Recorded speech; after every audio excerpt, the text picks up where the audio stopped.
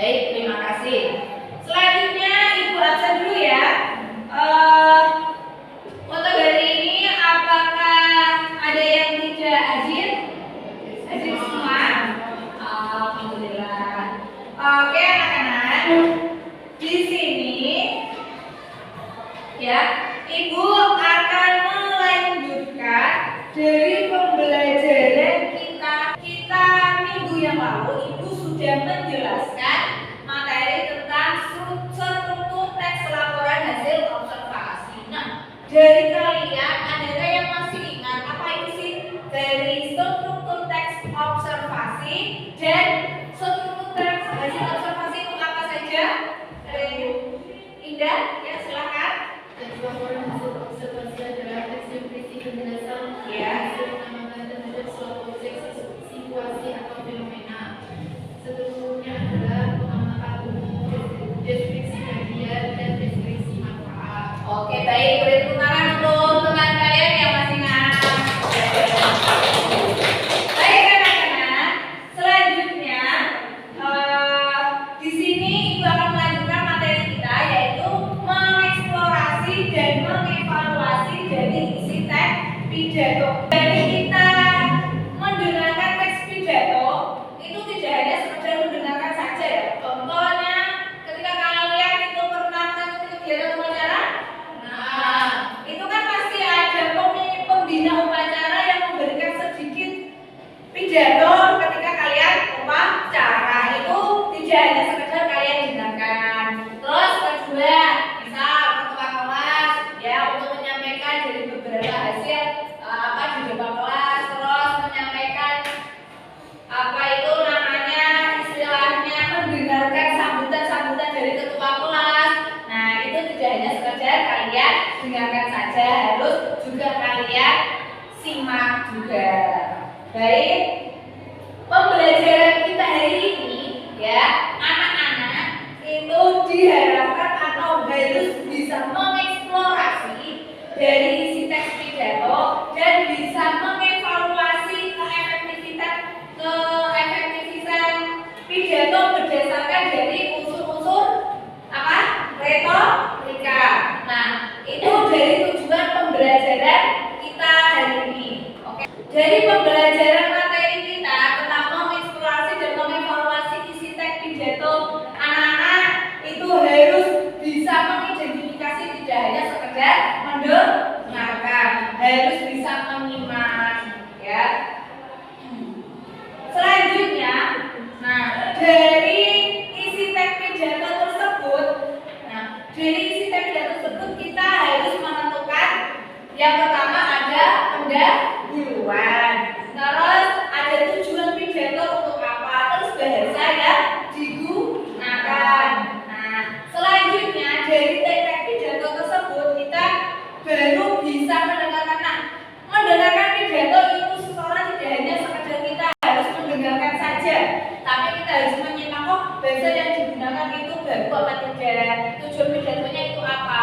Kalau hanya mendengarkan ketika ada guru atau dari ketua kelas misalnya atau seseorang berpidato, kamu harus hanya mendengarkan saja. Ketika selesai dari pidato, apa sih dari intisari dari pidato yang disampaikan, misal dari ketua kelas, saya lupa, nggak tahu, hanya sekedar mendengarkan, habis itu nah kalau kita menyimak itu ya juga mendengarkan, diamati, oh tadi pidatonya seperti ini, oh ini tidak diperbolehkan, oh ini dihimbau seperti ini, paham? Oke. Nah di sini Ibu akan memberikan contoh dari teks pidato. Nanti kalian dengarkan dari teks pidato tersebut. Untuk selanjutnya, ya, kalian nanti bisa mengevaluasi dari isi teks pidato tersebut. Ya. Nah, mengevaluasinya seperti apa? Nah, dengan kriteria dari unsur retorika, ya kan? Terus dapat mengevaluasi dari pidato yang sudah kalian dengarkan, dimulai dari kebenaran, dari nilai dan dampak. Nah, selanjutnya kalian amati kekuatan atau kelemahan dari teks pidato tersebut, kemudian kalian bisa memberikan masukan. Oh, seperti ini ya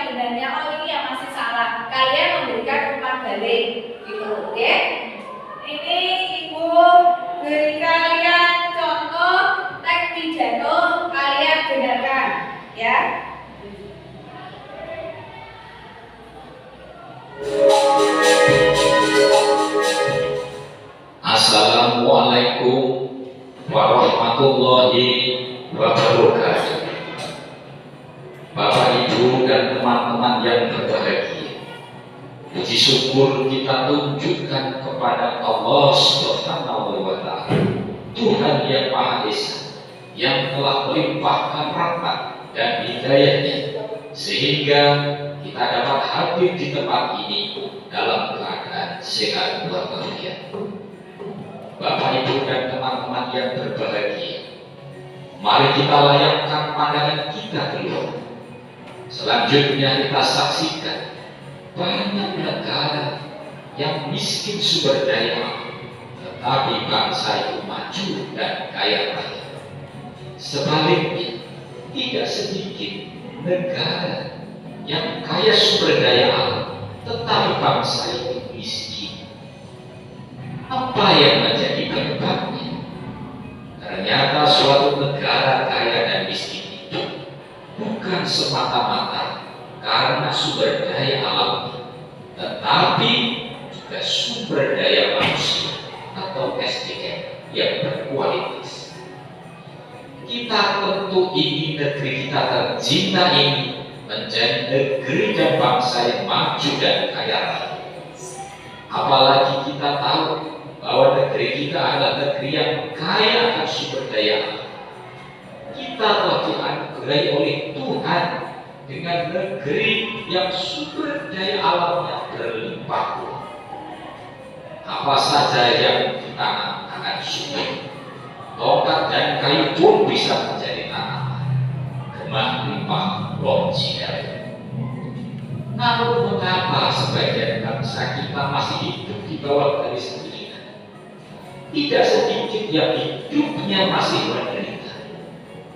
Contohnya, setiap kita berhenti di lampu merah, pengemis masih banyak kita jumpa dengan cara meminta-minta, dengan cara yang berkali-kali. Inilah PR, inilah pekerjaan rumah pemerintah dan kita semua. Bapak, Ibu, dan teman-teman yang berbahagia, PR ini tentu harus kita jawab dengan meningkatkan sumber daya manusia. Lalu bagaimana cara meningkatkan sumber daya manusia? Pendidikan, dan sekali lagi pendidikan yang berkualitas. Itulah sebenarnya. Mengapa pendidikan? Pendidikan yang baik akan menghasilkan orang-orang yang memiliki bekal pengetahuan dan keterampilan. Dengan pengetahuan dan keterampilan mereka mempunyai pilihan untuk mendapatkan pekerjaan dan menjadi lebih produktif sehingga dapat meningkatkan pendapatan. Dengan demikian, pendidikan dapat memutus mata rantai kemiskinan untuk kemudian meningkatkan kualitas hidup dan mewujudkan kesejahteraan masyarakat. Dengan demikian, pendidikan yang baik dan berkualitas sangat penting untuk meningkatkan kesejahteraan masyarakat. Karena itu, mari kita tingkatkan kualitas pendidikan di negeri tercinta ini hingga pada akhirnya kemiskinan dapat kita hilangkan. Paling tidak dapat kita kurangi secara signifikan. Sekian dan terima kasih atas perhatian Bapak, Ibu, dan teman-teman. Mohon maaf atas segala kekurangan. Semoga bermanfaat. Wassalamualaikum warahmatullahi wabarakatuh. Baik, kalian sudah mendengarkan dari contoh teks pidato yang sudah Ibu berikan ya. Nah, selanjutnya setelah Ibu sudah menjelaskan materi-materi tadi tentang mengeksplorasi dan mengevaluasi dari isi teks pidato, dari teks pidato yang sudah Ibu berikan, coba kalian nanti evaluasi. Setelah kalian evaluasi, kalian amati ya. Kalian mengevaluasi dari kemudian mengamati dari isi teks pidato yang sudah kalian dengarkan tadi. Nah, selanjutnya yaitu kalian bisa menganalisis dengan singkat ya. Nah, menganalisis dengan singkat dari isi teks pidato yang sudah kalian dengarkan. Nah, dari evaluasi teks pidato tersebut itu ada beberapa kriteria, di antaranya ada kebenaran,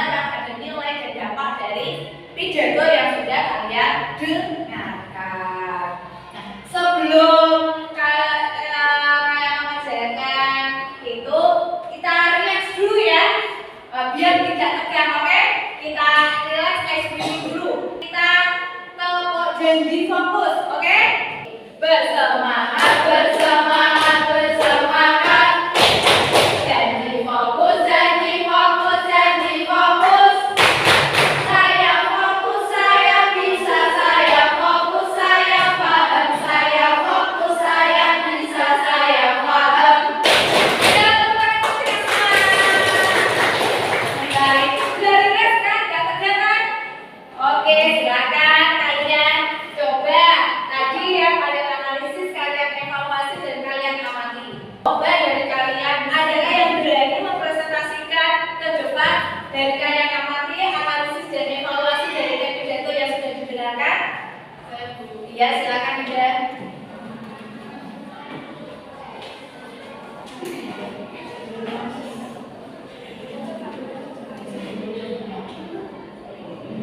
Oke.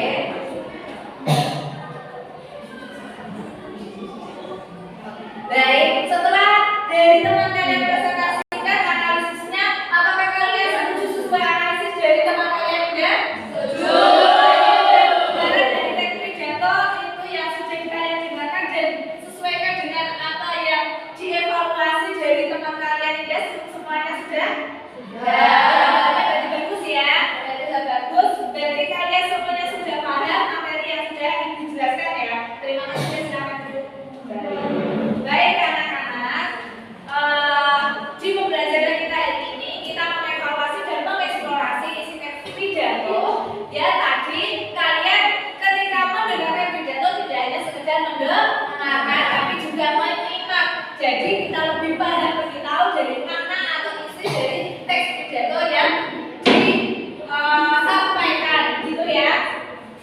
Nah, dimulai kita mengeksplorasi kesimpulan pembelajaran kita, yaitu di anak-anak itu mampu mengeksplorasi dan mengevaluasi dari isi teks pidato tersebut, yang mana kita harus mengidentifikasi dari gagasan utama, tujuan pidato itu apa, serta pesan yang sudah disampaikan seseorang atau orang yang berpidato itu seperti apa, ya. Nah, selain itu kalian juga harus mampu mengevaluasi dari isi teks pidato tersebut.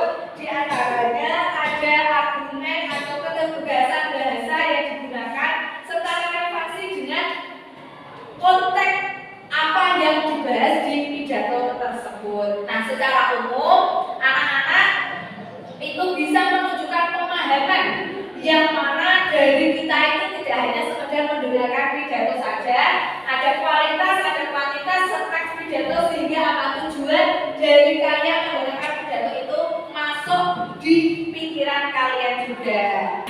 Pembelajaran kita